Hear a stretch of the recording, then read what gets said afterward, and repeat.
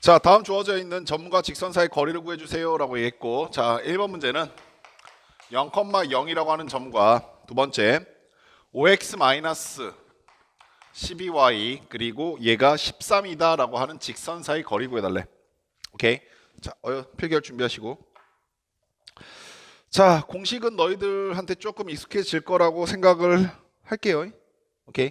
그리고 주의할 점만 조금 더 선생님이 당부드릴 건데, 주의할 점 무엇이냐면 직선의 방정식이 이렇게 주어져 있을 때 다 좌변으로 넘기고 한쪽 변이 우변이 0이 되게끔 정리를 하셔야 돼. 즉 부호 때문에 틀리지 마시라는 얘기야. 따라서 우리가 여기 있는 13을 넘겨보시게 되면, 이거 다 줄 필요 없었는데, 마이너스 13은 0이다 라는 직선이 될 거야. 자, 따라서 거리 공식 D는, 그리고 유진아 안 보이면 이쪽으로 옮겨라. 지금 후딱 옮겨. 왜 거기 앉니 자꾸. 설마 예림이가 오지 말라고 그러니? 너 저리 가, 막 그래? 빨리 옮겨. 그리고 항상 이쪽으로 앉아, 알았지? 지금 옮겨, 후다다.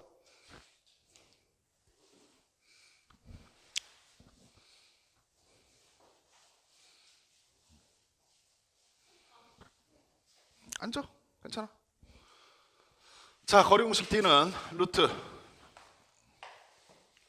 x 앞에 개수의 제곱 플러스 y 앞에 개수의 제곱이니까 25 더하기 12 제곱하면 144 이렇게 될 것이고, x 자리에 0, y 자리에 0 갖다 대입해 보시면 절대값 마이너스 13 이렇게 되시겠지. 자, 그러면 재밌는 게 분모가 더하시니까 169고 169는 13의 제곱이니까 루트 밖을 13으로 나올 것이고 절대값 밖을 13으로 나오겠지. 따라서 약분하시게 되면 답은 1 이렇게 구해지게 되는 거야. 간단하죠? 오케이. 자, 한 번만 더 연습해 봅시다. 2번도 빠르게 한번 가볼게.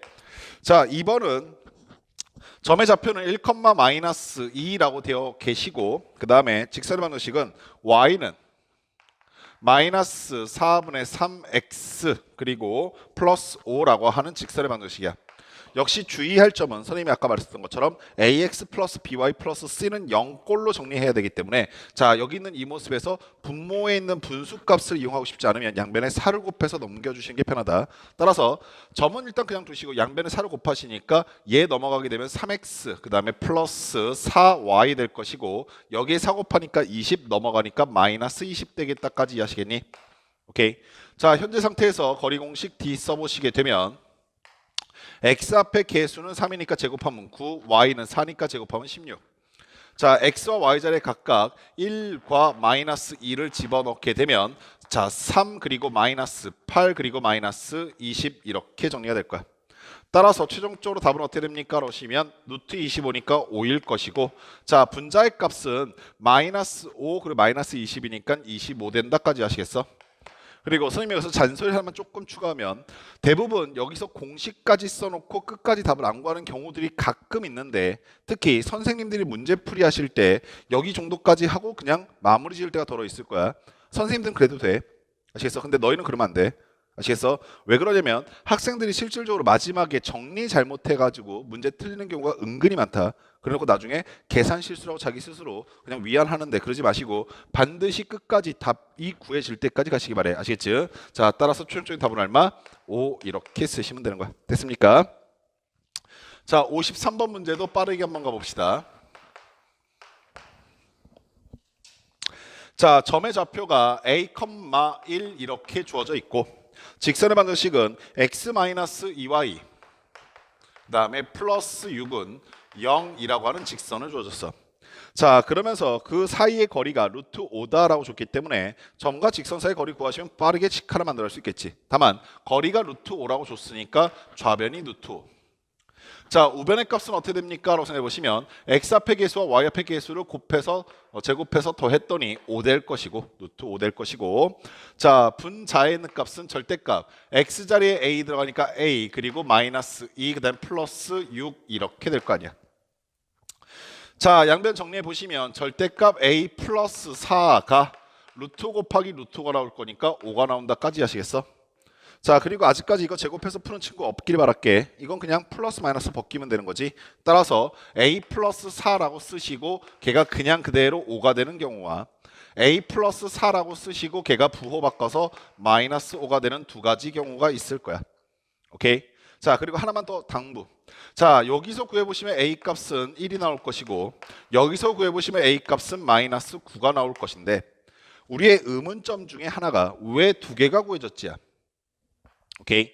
자, 기하에서 이렇게 두 개가 구해진 상황이 연출되면 반드시 기하적으로 확인하는 습관을 좀 들여놔라. 그리고 그것이 머릿속에서 아 이러니까 두 개가 구해졌지라는 생각이 들지 않으면 꼭 눈으로 보고 확인하는 것이 필요해. 오케이. 자, 한번 생각해봐. 내가 여기는 이 점의 좌표는 X좌표는 얼마인지 모르고 Y좌표가 1이라는 거 고정이 돼 있어. 두 번째, 이 직선의 방정식은 모든 값들이 다 정해져 있기 때문에 그리는 것이 가능하지. 그럼 생각. 내가 여기는 이 직선의 방식을 만약에 그린다라고 했을 때 X좌표는 마이너스 6이고 Y좌표는 3일 테니까 이렇게 생긴 직선일 거란 말이야. 여기까지 아시겠어? 그 와중에 내가 지금 원하는 게 뭐냐면 점에서부터 거리가 루트 5인 점이거든. 어느 점이냐면 정확하게 Y좌표가 1인 점이기 때문에 Y가 1인 선에서 우리가 점을 하나 잡을 것인데 루트 5가 거리가 되는 루트 5가 거리가 되는 점을 잡을 거야. 그러면 가장 먼저 생각이 드는 것은 여기서 이 정도 떨어져 있어서 루트 5가 되는 지점이 하나 있을 것이고 오케이. 두 번째는 이쪽에서도 또 마찬가지로 이 정도 떨어져 있어서 루트가 되는 점이 하나 더 있을 수 있겠다 이해하시겠냐? 따라서 기하적으로 확인해 봤더니 그 점이 실제로 두 개가 나온다는 것이 보여야 해. 그리고 이게 지금은 두 개가 구해졌으니까 얘가 어찌된 상황인지 찾아본 건데 너희한테 일어날 상황은 훨씬 더 반대 상황이 많아. 예를 들어서 내가 그래프를 그려봤더니 이렇게 되었다. 그러면 나는 답이 두 개일 것이라는 것을 예상할 수 있게 되는 거야. 이해하시겠어? 때로는 예상뿐만 아니라 정확하게 그 점이 무슨 점인지 파악도 가능할 때가 많다. 아시겠니? 그래서 우리가 항상 대수적으로 문제를 풀고 나면 기하적으로 확인하는 습관도 같이 들여놓으시기 바래요. 아시겠죠? 자, 다음 페이지 넘어가셔서 55번 문제도 보시자.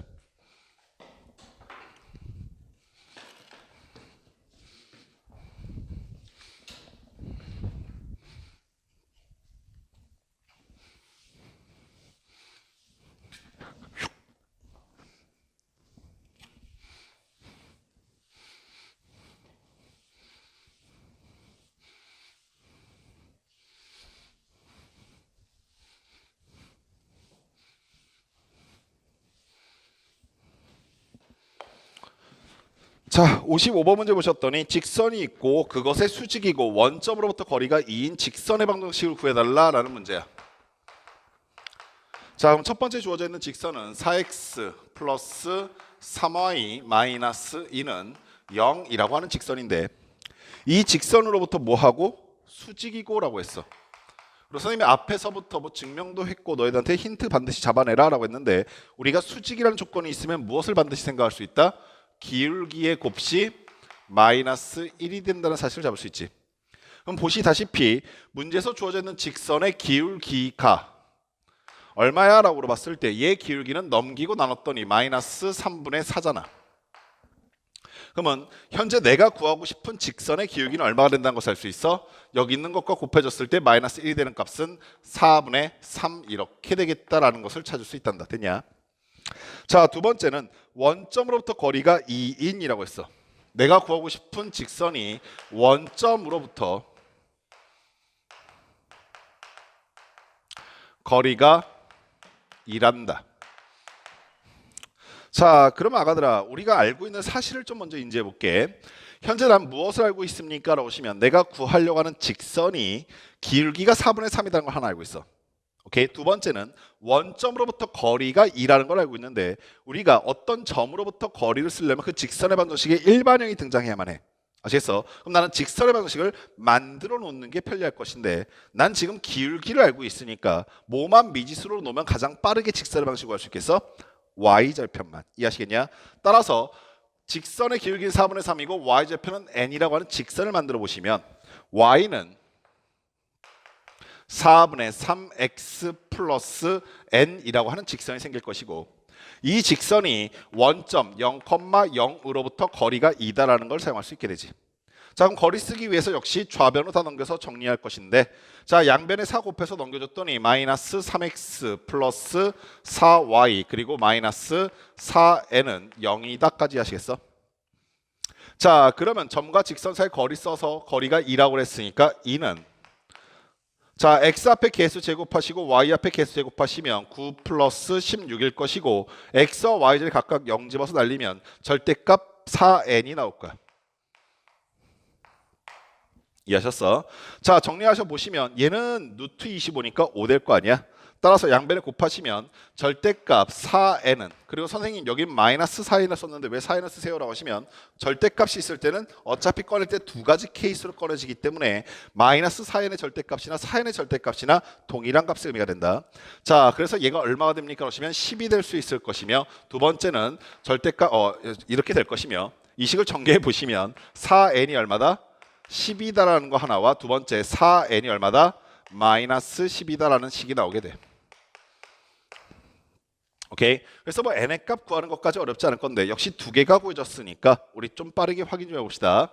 자, 내가 좌표 평면이 이렇게 위치하고 있을 때, 자, 저 직선에부터 수직이라고 했으니까 기울기가 4분의 3인 직선이야 뭐 정말 무수히 많이 있지 않겠냐? 오케이. 그것들 중에서 원점으로부터 거리가 2라고 그랬지. 그러면 원점은 여기 있는 점이니까 여기서부터 거리가 2인 점이 2인 직선이 이렇게 하나 위치하고 있을 수 있을 것이고, 또 반대쪽 방향으로도 역시 마찬가지로 하나 위치하고 있을 수 있겠다 하시겠어? 따라서 당연히 몇 개가 구해져야 정상적이다? 두 개가 구해져야 정상적이며, 우리가 아까 전에 n의 값이 뭐라고 그랬었냐면 y 절편이라고 했기 때문에 위에 있는 이 직선의 y 절편이 양수 2분의 5가 되는 것이고, 밑에 있는 이 직선의 y절편이 음수 마이너스 2분의 5가 되고 있는 상황이구나까지 확인이 가능해. 아시겠습니까? 됐어요. 자, 다음 페이지 57번 문제도 가봅시다. 다음 페이지가 옆에 있는 거네.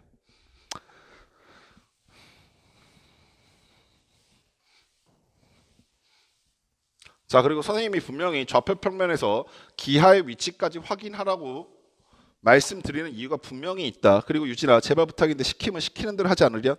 선생님이 지금 세 번째 얘기였다. 오늘만 연습장에다 써라. 알겠니? 내가 이거 자꾸 왜 확인하라고 하냐면 너희들 나중에 최종적으로 부등식의 영역이라는 파트에서 굉장히 괴롭힘 당할 시작할 건데, 그 부등식의 영역에서 애들이 그때 가서 묻는 가장 대표적인 질문이 뭐냐면, 선생님 이거 진짜 다 그려야 돼요? 야, 이게 정말 안타까워. 무슨 말인지 알겠어? 그리고 더 웃긴 게 그때 또 운 좋게 잘 넘어갔다 치자. 잘 넘어갔다 하더라도 또다시 이 그래프에 대한 얘기가 다시 강력하게 걸린 게 언제냐면 미분과 적분이야. 즉 미분과 적분 파트에서는 그래프를 등외시하고 보지 않고 그냥 대수적으로만 풀어서 답을 구해내는 게 사실상 불가능하다 가까워.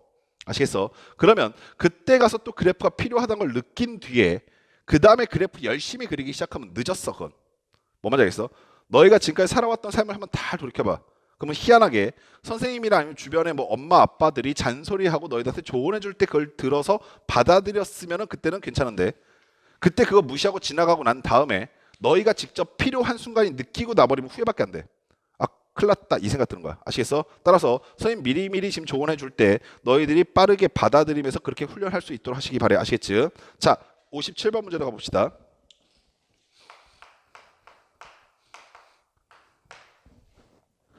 자, 평행한 두 직선이 있는데 라고 했어. 평행한 두 직선이라고 말을 해줬기 때문에 너희들이 두 직선의 뭐가 같을 것이다? 기울기가 같을 것이라는 것을 알 수 있어. 자, 보시면 3x 플러스 2y, 자, 그리고 마이너스 4는 0이라고 하는 직선 하나와 두 번째 3x 플러스 2y 플러스 9는 0이라고 하는 직선이 있단다.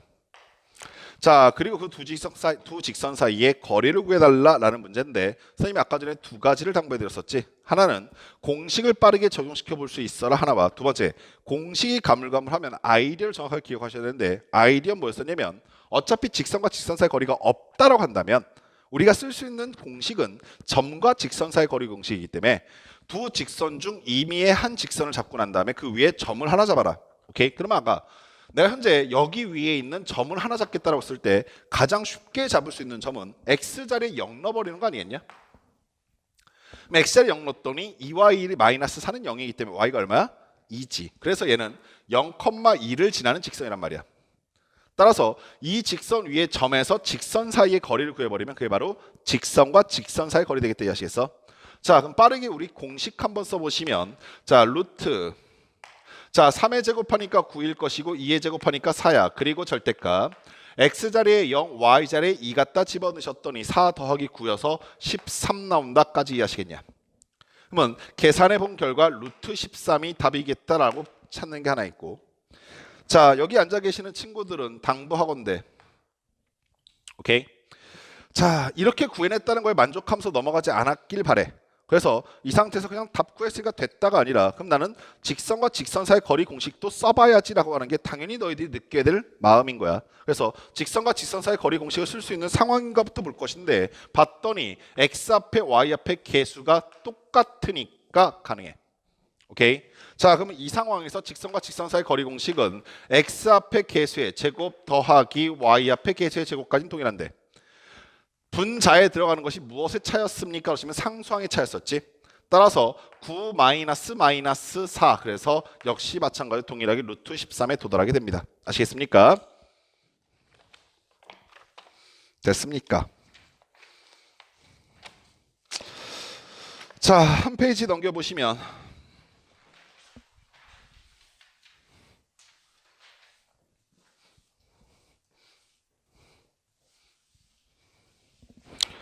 삼각형의 넓이라고 하는 부분이 나오게 될 것인데 이 삼각형의 넓이라고 하는 부분은 너희들이 고등학교 공부하는 데 있어서 굉장히 좀 괴롭힘을 당할 그럴 아이디어이기 때문에 좀 전체적으로 선생님이 예전에 50, 내심 뭐 이런 거 정리해 드렸던 것처럼 한번 정리를 좀 하고 합시다. 삼각형의 넓이를 어떻게 구할 수 있습니까에 대한 생각이야.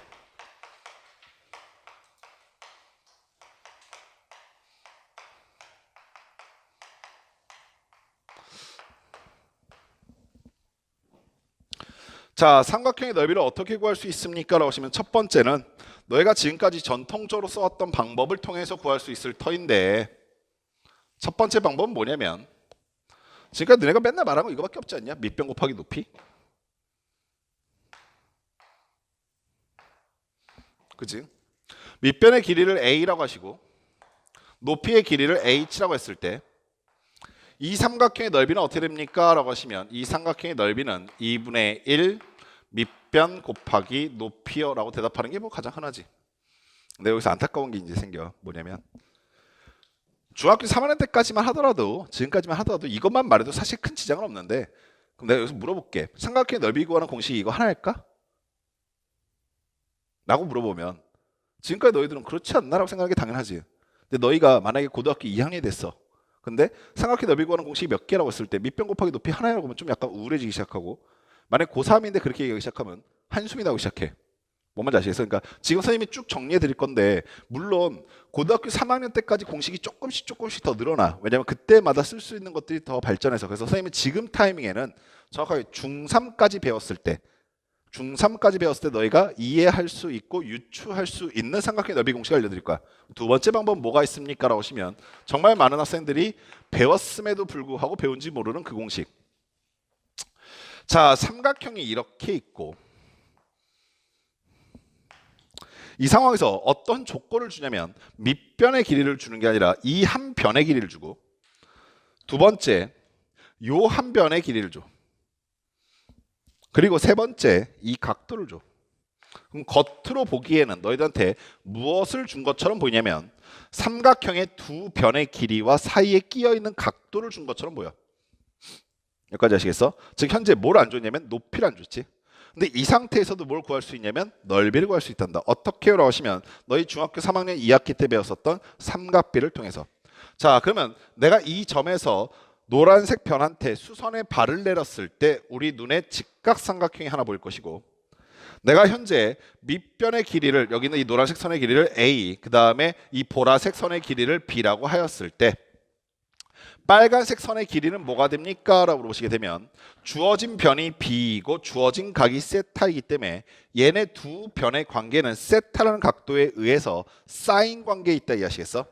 그러면 사인 세타는 B분의 높이인데 난 지금 높이를 구하고 싶으니까 양변에 B를 곱하게 되면 오케이? 자, 여기는 이 높이는 B 사인 세타가 돼. 여기까지 아시겠니? 오케이? 자, 그러면 우리가 방금 전에 구해냈었던 1번 성질에 의하여 밑변 곱하기 높이의 값을 계산할 수 있게 되지. 자, 그러면 최종적으로 넓이는 어떻게 됩니까? 라고 하시면 밑변은 A, 높이는 B 사인 세타 그리고 삼각형이니까 2분의 1 곱하시면 되는 거잖아. 따라서 최종적으로 2분의 1 A 그 다음에 B 사인 세타인데 자, 이걸 마치 공식인 것처럼 이렇게 부른단다. 2분의 1 AB 사인 세타라고 부르는데 의미는 이래. 두 변의 길이를 곱하고 사이에 찡겨 있는 각도의 사인 값을 곱한다. 아시겠어? 두 변의 길이를 곱하고 그 사이에 찡겨 있는 세타 값의 사인 값을 곱한다. 여기까지 아시겠어? 물론 지금까지는 그렇게 자주 안 봤을 수 있는데 앞으로 우리가 수원이라는 책을 배웠을 때 삼각함수가 등장하게 될 것이고 그 이후로부터는 정말 빈번하게 자주 등장하는 공식이 돼. 그러니까 지금부터 중학교 3학년 때 배워놓으셨던 거니까 잘 정리해 놓을 수 있도록 하시라. 아시겠니? 자, 세 번째. 또 뭐가 있었습니까? 라고 하시면 선생님이 불과 저저번 주에 증명해드렸던 내 저번의 반지름을 이용해서 삼각형의 넓이를 구할 수 있어. 따라서 자, 내 저번이 하나 있고 삼각형이 이렇게 원을 외접하고 있어. 자, 이때 우리한테 주어진 조건은 세 변의 길이가 주어져야 돼. 그리고 뭐가 또 주어져야 되냐면 내 저번의 반지름이 주어져야 돼. 자, 실제로 선생님이 내심을 증명해 드릴 때, 내심을 설명해 드릴 때 이 부분에 대해서 이렇게 되기 때문에 넓이가 된다는 사실을 말해줬었어. 그래갖고 보조선을 각각 그은 다음에 조그마한 삼각형 3개로 쪼개서 더한다라는 아이디어 쓴다고 그랬지. 잘 기억 안 나면 다시 돌려보기 하시고, 그리고 선생님 분명히 얘기하는데 유진이도 마찬가지고, 유진이 며칠 전에 여행 갔다 왔으니까 수업 못 들었지. 반드시 다 확인하시고 확인한 거 선생님한테 확인받아. 아시겠지? 나머지 친구들 마찬가지야. 못 들었던 거라 들었던 거 하더라도 기억이 안 나시면 다시 들어. 알겠어? 공부할 때 게으름 피우면 공부 안 늘어. 아시겠냐? 정말 이래도 될까 싶을 정도로 열심히 해야, 그래야 너희 성적이 조금씩 움직이기 시작하는 거지. 이 정도 하면 됐어라고 생각하고 성적 보시면 절대 안 나와. 아시겠어? 절대 착각하지 마. 자, 그럼 현재 이 상태에서 어떻게 넓이 구할 수 있습니까? 그러시면 요 변의 길이를 A, 요 변의 길이를 B, 요 변의 길이를 C라고 하자. 그럼 삼각형의 넓이 S는 자 2분의 1 A 플러스 B 플러스 C, 즉 삼각형의 둘레 곱하기 내 저번의 반지름, 이렇게 구해냈었어. 여기까지는 한 번 정도 다들 봤을 법한 거지. 오케이? 됐음?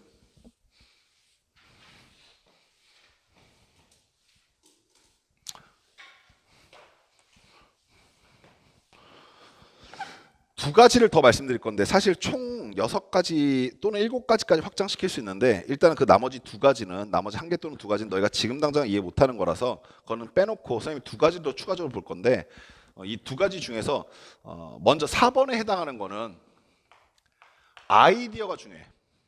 아이디어가. 근데 실제로 활용은 잘 안 돼. 반대로 5번은 아이디어는 그다지 중요하지 않은데 활용도가 되게 중요해. 아시겠지? 어떤 건지 한번 봐봐. 방금 전에 우리가 배웠었던 점과 직선 사이 거리 공식을 이용해서도 구할 수 있어. 어떻게 해요? 라고 하시면 내가 좌표 평면 위에 이렇게 세 점이 있었어. 그랬을 때 이 세 점이 만들어내는 삼각형의 넓이를 구하고 싶은 거야. 오케이? 그러면 가장 쉽게 어떻게 하면 되냐면 이렇게 하면 돼. 밑변하고 높이를 찾으면 되는데, 밑변은 이 점과 이 점 사이 거리 공식을 통해서 밑변을 찾을 수 있지. 높이는 두 점을 지나는 직선의 방정식을 만든 다음 점과 직선 사이 거리 공식 쓰면 높이가 구해져 버려. 무슨 말인지 아시겠어? 여기까지 되셨어? 오케이, 다시 한번. 자, 내가 이 삼각형의 넓이를 구하고 싶다라고 했을 때 어떻게 할 수 있냐면 점과 점 사이 거리 공식을 통해서 밑변의 값을 구하고, 두 번째로 이 두 점을 지나고 있는 직선의 방정식을 만들어낸 다음에 이 직선 위에 있지 않은 한 점에서부터 직선 사이 거리를 구하시게 되면 그게 바로 높이에 해당하잖아.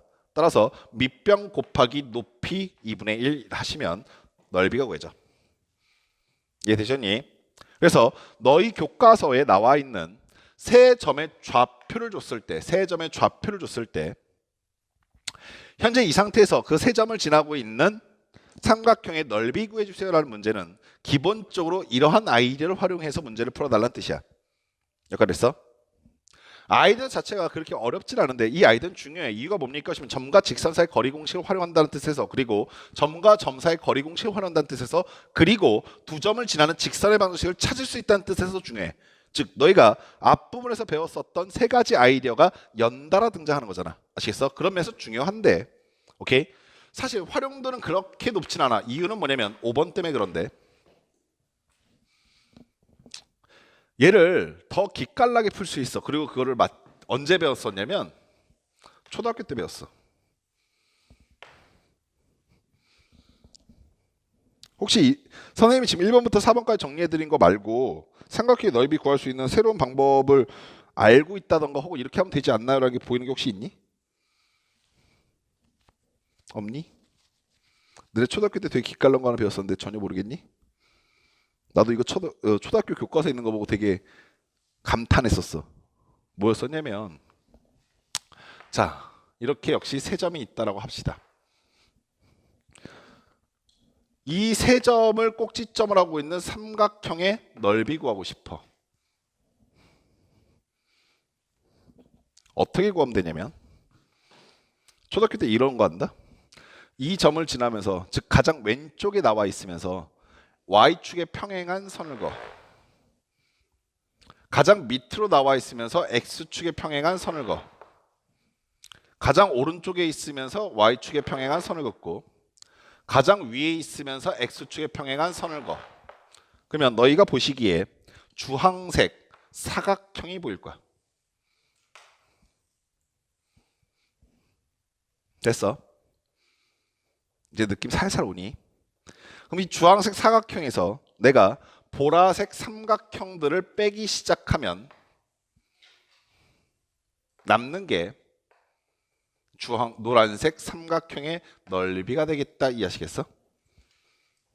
오케이? 자, 이거를 우리 이제 고등학생이 되었으니까 좀 더 복잡하게 한번 가보자. 오케이? 단순히 아이디어만 갖고 그냥 그런가 보다 하지 말고 이걸 공식으로 좀 정리해 보겠다라는 얘기야. 오케이? 그럼 어떻게 정리해야 되냐면 이 점의 좌표를 우리 x1, y1이라고 합시다. 이 점의 좌표를 x2, y2라고 할게요. 역시 이 점의 좌표를 x3, y3라고 하겠습니다. 됐습니까?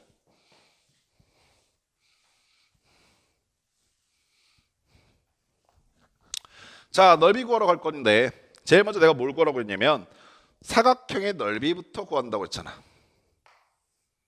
오케이? 사각형의 밑변의 길이를 얼마입니까? 라고 하시면 가장 오른쪽에 있는 x좌표에서 가장 왼쪽에 있는 x좌표를 빼면 되겠지. 따라서 x2 x1이 밑변의 길이야. 됐음. 두 번째, 높이는 어떻게 되겠습니까? 라고 하시면 가장 위에 있는 y좌표에서 가장 밑에 있는 y좌표 빼면 되잖아. 따라서 y3 y1이 높이가 된다까지 하시겠어? 됐습니다. 여기서 뺄 거라고 뭘요라고 하시면 1번, 2번, 3번을 각각 뺄 건데 그래서 다시 한번 얘기하지만 난 지금 공식 하나를 유도하기 위해서 이 과정을 거칠 건데 이 과정 역시 사실 되게 지루하고 보잘것없어. 그러니까 그냥 좀 인내의 역싸움이거든. 그래서 잘 정리해 놓으시고 오늘 하루 그리고 잘 써먹을 수 있도록 해. 아시겠니? 자, 그러면 얘는 어떻게 됩니까? 라고 보시면 2분의 1 밑변의 길이는 x2에서 x1을 뺀 게 밑변이고 높이는 y2에서 y1을 뺀 거다까지 못했지. 오케이. 자, 그리고 마이너스 2분의 1. 자, 이번엔 요 삼각형으로 해볼 건데 요 삼각형은 x2에서 x3를 뺄 것이고 높이는 y3에서 y2를 빼겠다까지 이해하셨냐? 자, 마지막으로 요 삼각형을 뺄 건데 요 삼각형은 역시 마이너스 2분의 1. 자, 여기서부터 여기까지 길이는 x3 마이너스 x1일 것이고 높이는 y3에서 y1 빼면 되겠지? 됐습니까? 오케이. 자, 그런 상태에서 2분의 1을 전체적으로 묶어내게 되면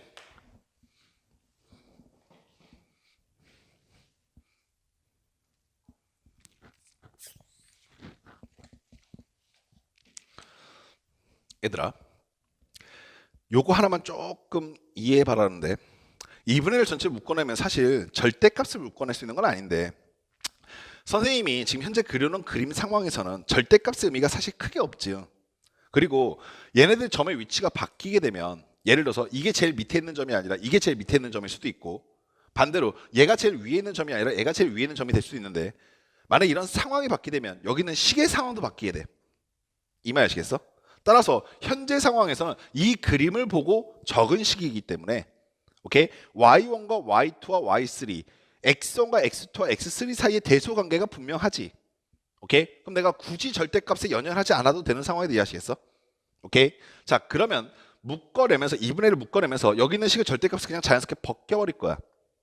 이해하시겠니? 현재 상황에서는 x2-x1이 양수인 게 분명하니까. 현재 상황에서는 y3-y1이 양수인 게 분명하니까. 선생님 그럼 점의 위치가 바뀌면 어떻게 돼? 그러면 식도 바뀌어. 아시겠어? 오케이? 자, 그러면 2분의 1을 묶어냈으니까 얘네들 앞에 있는 이 주황색 박스 처리된 부분한테는 2가 곱해지겠지. 이해하셨어? 따라서 2배에 x2-x1 곱하기 y3-y1이 나온다. 됐냐? 그리고 여기 있는 것들은 절대값이 벗겨지는 건 똑같고 2분의 1이 묶여나갔으니까 다 마이너스 처리하면 된다. 이해하시겠어? 자, 그럼 걔네들을 쭉 나열해서 써볼게. 자, 첫 번째 건 뭐가 될 거냐면 마이너스 x2 그리고 y2지. 오케이? 두 번째 건 얘하고 얘 곱해지니까 마이너스 곱해져서 플러스 될 거고 x2 y1 되겠다. 이해하시겠어? 자, 마찬가지로 이렇게 곱해지니까 x1 y2인데 마이너스여서 플러스 x1 y2지. 자, 마지막은 얘하고 얘 곱해지니까 플러스고 앞에 마이너스 부 붙어 있으니까 x1 y1이 빠질 거야. 됐냐? 오케이. 자, 두 번째 것도 역시 똑같은 방법으로 전개해 보시면 x2 y3가 마이너스야. 자, 두 번째 거 x2 y2인데 마이너스니까 플러스야. 자, 그 다음 건 마이너스니까 플러스 되고 x3 y3 나오지. 마지막 식은 마이너스가 플러스고 다시 마이너스 있으니까 마이너스 되겠지. 따라서 x3 y2는 마이너스야. 됐어? 자, 세 번째 식은 x3 y3인데 마이너스고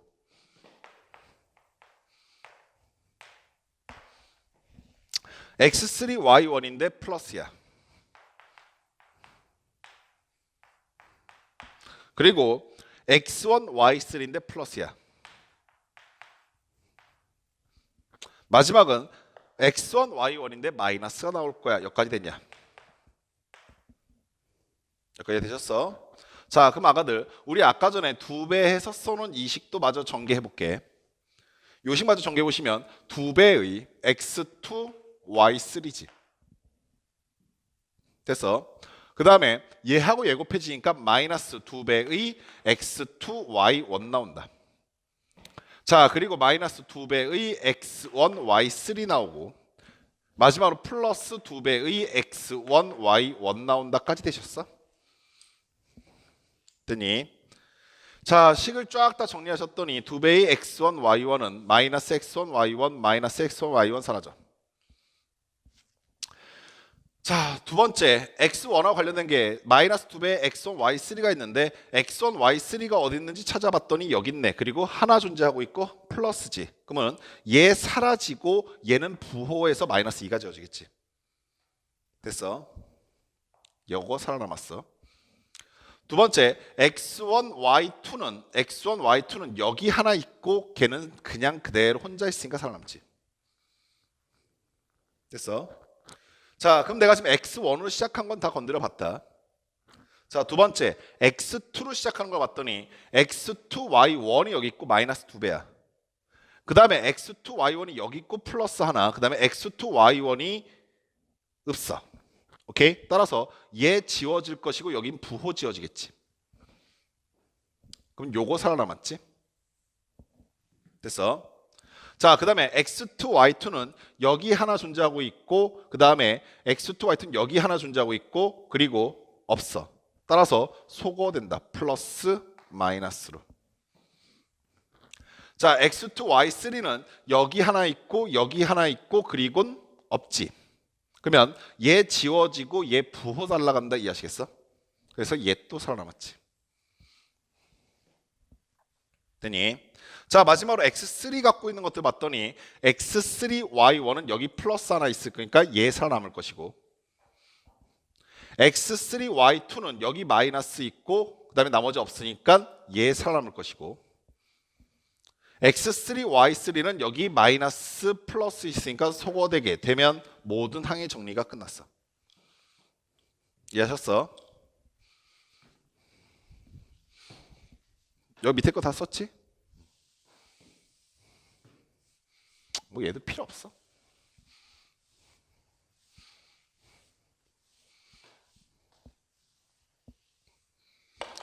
자, 그럼 살아남은 것들을 쭉 정리해 봤더니 앞에 2분의 1이 빠져 있고, 자, 양수인 거부터 써봤는데, 양수인 거부터 써보기 시작하니까 x2, y2 양수고, 그 다음에 x1, y2 양수고, 그 다음에 x3, y1 양수야. 따라서 x1, y2 올 것이고 더하기 x2, y3 올 것이고 더하기 x3, y1 오게 되겠다. 이해하셨냐? 오케이? 요거 썼어.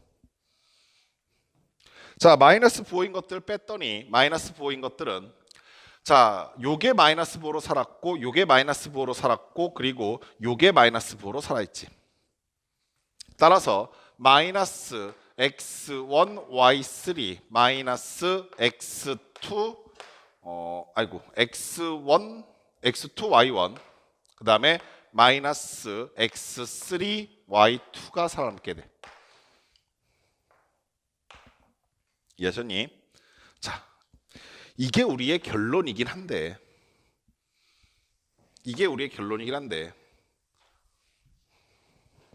선생님이 지금까지 주구장창 주장했었던 공식의 입장에 맞지가 않아. 무슨 말이냐면 불편해.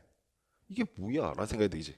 그래서 얘를 너희들이 굉장히 직관적으로 이해하기 좋게끔 모습을 변형시키는 거야. 어떻게 변형시키냐면 잘 봐.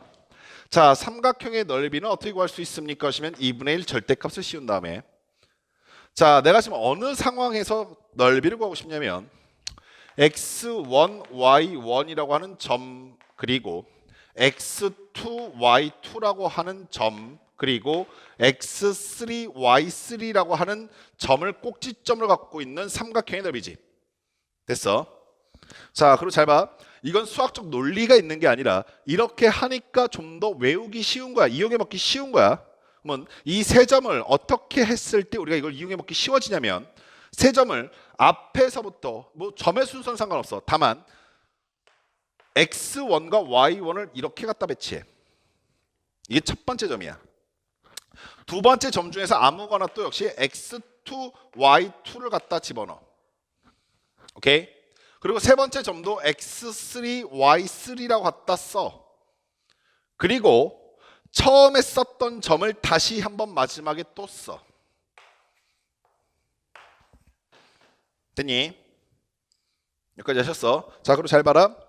자, 이 상태에서 사선으로, 자, 첫 번째 얘부터 시작해서 이렇게 곱하고 이렇게 곱하고 이렇게 곱한 값들이 x1, y2, x2, y3, x3, y1이 플러스야. 오케이? 그리고 두 번째, 반대 방향으로 이렇게 사선으로 곱한 값들이 x2, y1, x3, y2, x1, y3가 음수값이야. 이해하셨어? 그래서 선생님 지금 노란색으로 곱해드린 값들이 플러스, 보라색으로 곱해드린 값들이 마이너스가 돼. 그리고 이 모습이 마치 신발끈을 묶는 것과 닮았다고 해서 얘를 신발끈 공식 이렇게 읽어.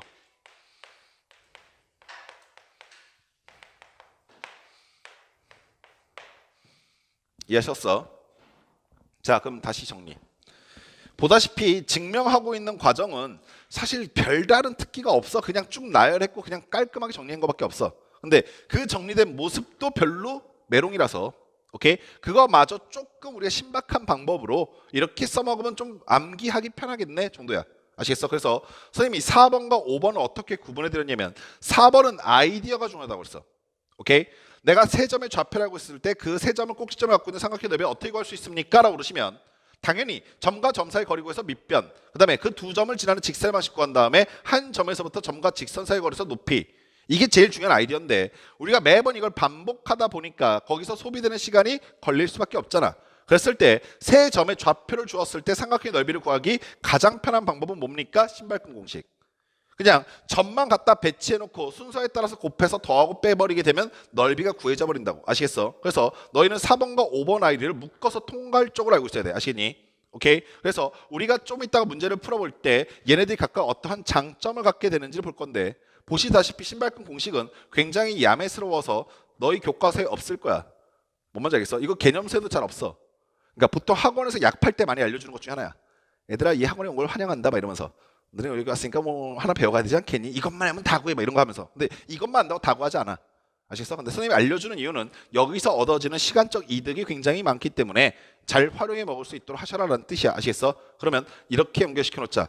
삼각형의 넓이 구할 수 있는 방법은 자, 첫 번째 밑변 곱하기 높이가 주어졌을 때, 오케이. 두 번째 두 변과 낀 각을 알고 있을 때, 세 번째 둘레와 네저벌의 반지름 알고 있을 때, 마지막 네 번째는 뭐였어?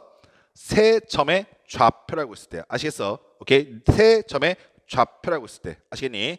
자, 그러면 요걸 이용해서 우리 59번 문제까지만 살짝 풀고 잠깐 쉽시다.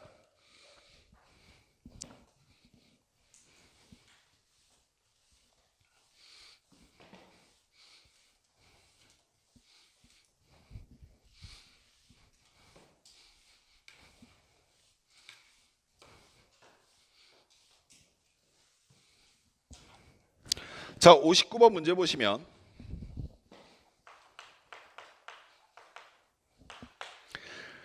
자, 세 점을 좌표를 말해주고 A라고 하는 점의 좌표는 마이너스 1,4.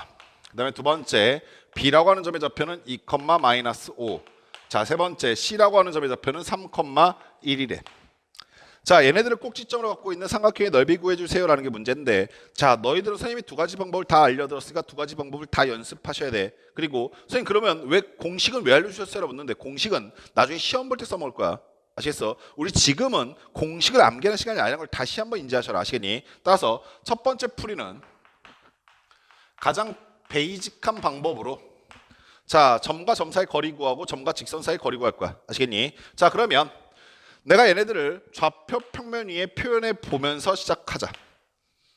자, 마이너스 1,4는 뭐 대충 여기 정도 있을 것이고 2, 마이너스 5는 대충 뭐 이 정도에 있을 것이고 그 다음에 3,1은 대충 이 정도에 있지 않겠냐? 오케이. 자, 어느 점을 잡더라도 눈의 자유인데 잘 안 구해지면 당연히 바꿔보는 것도 필요하지만 우리는 보통 이런 걸 뭐 연산할 때 헷갈릴 수 있는 건 우리는 감안하지 않는다. 아시겠니? 자, 그러면 A, B를 지나는 직선을 구할 것이고 A에서부터 B까지 거리도 구해보자꾸나. 자, A에서부터 B까지 거리는 X끼리 빼니까 3 제곱하니까 9, Y끼리 빼니까 9 제곱하니까 81이야. 따라서 밑변의 길이는 루트 90. 자, 두 번째 A와 B를 지나는 직선의 기울기는 X의 증가량이 2 마이너스니까 3이고 마이너스에서 4 빼니까 마이너스 5에서 4 빼니까 마이너스 9란다. 따라서 기울기는 마이너스 3이야. 됐어. 기울기가 마이너스 3이면서 A 또는 B를 갖다 대입해서 직선의 방식 만들어 보면 Y는 마이너스 3X 더하기 1 플러스 4라고 만들 수 있지. 자, 깔끔하게 정리해서 왼쪽으로 다 넘기시면 3X 플러스 Y 마이너스 3 플러스 4니까 마이너스 1은 0이라고 하는 직선이 만들어져. 됐어. 이때 C라고 하는 점까지의 거리가 높이가 되고 있는 상황이니까 점 C하고 직선 사이 거리 구해보시면 즉 3,1까지의 거리 구해보시면 자, X 앞에 개수의 제곱이니까 3제곱해서 9, Y 앞에 개수의 제곱이니까 1 갖다 대입해 보시니까 9 더하기 1 마이너스 1이 절대값이 나올 거야. 결국에 얼마입니까? 오시면 루트 10분의 9 나온다. 됐습니까? 자, 내가 구하고 싶은 건 삼각형의 넓이니까 밑변 루트 90 높이 루트 10분의 9 곱하기 삼각형이니까 2분의 1 됐습니까? 계산해 보시면 루트 9니까 3일 거고요. 오케이, 약분해서 루트 9니까 3 나올 거고요. 3, 9, 27 나왔고 분모에 있으니까 2분의 27 이렇게 넓이가 구해졌습니다. 됐어요. 그럼 당연히 빨리 구하는 것도 연습해야지. 그리고 선생님이 너희들한테 정말 진실되게 조언하는데, 오케이? 선생님이 아직 1학년이니까 분명히 계속 어르고 달래고 할 수 있다는 시간을 주는데 그 시간을 방치하는 멍청이 되지 말라는 얘기 꼭 하면서 이것도 같이 좀 들어놔. 잘 봐. 내가 이 두 번째 신발끈 공식에 대한 좀 재밌는 추억이 하나 있는데 그게 뭐냐면 선생님이 이 학원을 처음 만들었을 때가 2014년도야. 2014년도에 처음 이 학원 만들고 첫 해에 고려대학교 대학생 합격생이 나왔어. 근데 걔가 합격했을 때 수능을 보러 갔을 때 말이야 재밌는 얘기를 선생님한테 해줬었는데 그게 뭐였었냐면 걔가 수능 때 96점인가 할 때 1등 나왔어. 근데 걔가 마지막에 공부했던 습관이 이랬었어. 자기가 쭉 수학을 전체적으로 쭉 공부하고 나면서 중간중간마다 자주 안 쓰는 공식들이나 자기가 좀 이해가 안 되는 뭐 이론적 내용도 이런 것들이 있을 거 아니야. 아니면 잘 안 풀리는 문제일 수도 있고 그거를 쭉 한 노트에다가 쭉 적었대. 우리 학원 노트에 검은색 노트 이용해서 쭉 적었더니 얘가 한 권 정도 되더래. 그리고 남아있는 수능 보기 전에 우리 보통 10월달 정도면 수업이 이제 다 마무리되거든. 그러면은 사실상 11월 한 15일 정도나 아니면은 뭐 학원에 따라서 조금 편차가 있을 수 있는데 한 달, 두 달 정도는 학원을 다니지 않고 스스로 공부한단 말이야. 그 전에 공부 혼자 하겠다 말하는 애들은 다 거짓말이야. 나 솔직히 그렇게 생각해. 뭐 예를 들어서 고3 됐으니까 혼자 해볼게. 난 그거 뻥이라고 생각해. 실제로 수능 보기 한 달 보름 전에 혼자 공부한 애도 되게 드물어. 진짜야. 생각으로 많이 놀아 그때.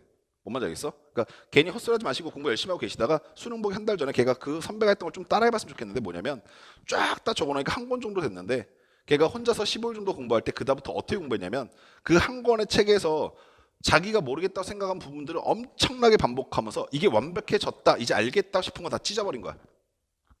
무슨 말이겠어? 그래갖고 얘가 수능 시험장에 들고 갔었을 때 노트를 들고 갔었을 때 남아있는 그 노트의 페이지가 딱 2페이지였대.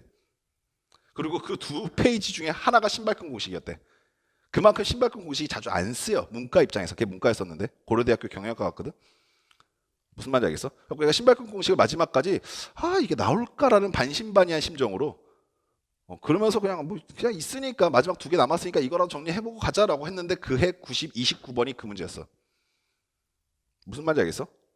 사람은 말이야 끝까지 노력하는 사람한테 결국에 운이라는 게 따로. 이거 꼭 명심해. 너희들 입장에서 운이 없을 거다 혹은 운이 많다 헛스라는 애들이 가끔 있는데 운이 많다나 없다라는 게 느껴질란 말이야. 자기가 그 상황에서 무언가 운 때문에 됐다든가 운 때문에 안 됐다는 게 판단이 되거든.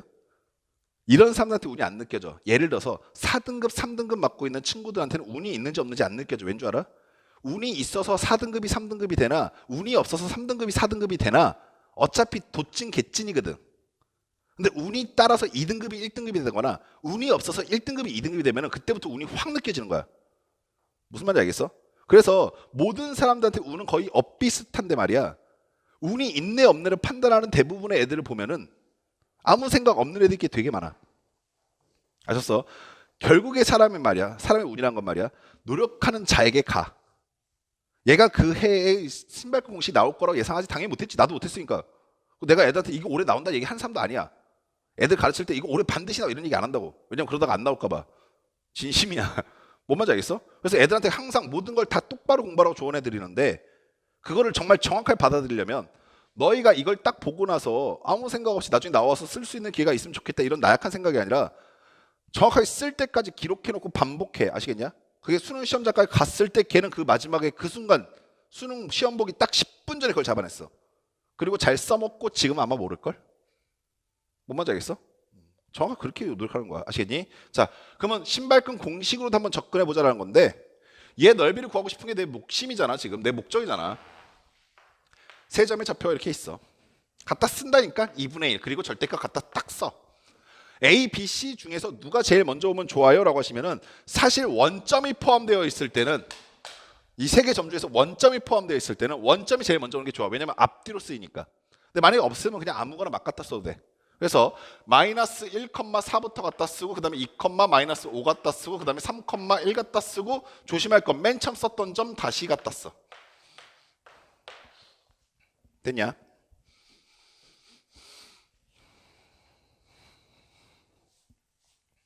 자, 그 상태에서 그냥 공식에 갖다가 계산해 버렸더니 자, 이렇게 곱해지는 건 플러스야. 따라서 마이너스 마이너스 5 나올 것이고 플러스 2 나올 것이고 플러스 12 나올 거야. 됐냐? 자, 그리고 반대 방향으로 곱해지는 건 마이너스야. 그럼 2하고 4 곱해진 건 마이너스 8일 것이고 마이너스 마이너스 15니까 플러스 15 나올 것이고 마이너스 1이니까 플러스 1 나올 거야. 여기까지 이해하셨어? 오겐게 됐을까? 자, 이제 정리합시다. 얘 정리하셨더니 얘네도 계산하니까 4 나올 것이고 자, 요거랑 요거 더하니까 20이고 2, 4, 1 남았으니까 27 나오지. 따라서 이유야 어찌되었던 답은 2분의 27 똑같아. 이해하셨어? 사실 신발끈 공식은 되게 수학적이지 않게 보일 때도 많아. 이게 뭔 수학적 방법이 있다고요? 라고 생각이 들 수 있는데 그 과정은 아까 전에 선생님이 증명해 드렸으니까 그 증명의 결과를 우리가 조금 더 이해하고 직관적으로 써먹기 쉽게 하기 위해서 이렇게 배치하고 곱하겠다는 뜻이야. 아시겠어? 오케이? 여기까지 정리해 놓으시고 잠깐 쉬었다가 가계 이등분선 들어가 봅시다.